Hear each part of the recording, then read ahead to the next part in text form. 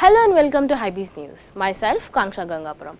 As existing Britain becomes increasingly difficult because of escalating coronavirus situation, with 40 countries and counting banning airlines from the UK, international badminton has launched into the uncertain again.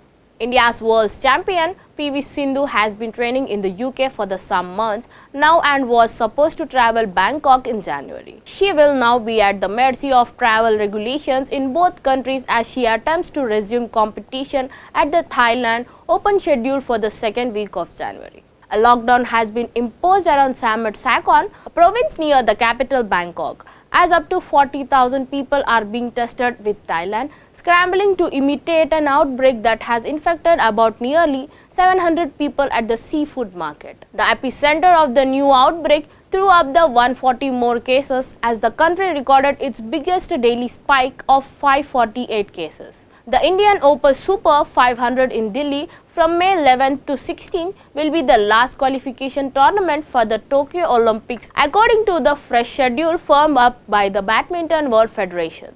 A total of 17 tournaments across the world are part of qualification process, through only 5 to 6 will see the top player target qualification. 2 Super 300s, Swiss March 2 to 7 and German Open March 9 to 14. 2 Super 500s, Singapore and India, 1 Super 750, Malaysia Open March 31 to April 4th. A Super 100 at Orleans have a point up for grabs. The Badminton Asia Champion, that is from April 27 to May 2nd, with its venue yet to decided. The Badminton Asia Championship, that is from April 27 to May 2nd, which is venue is yet to be decided, is also included in Tokyo's qualification. Thank you for watching.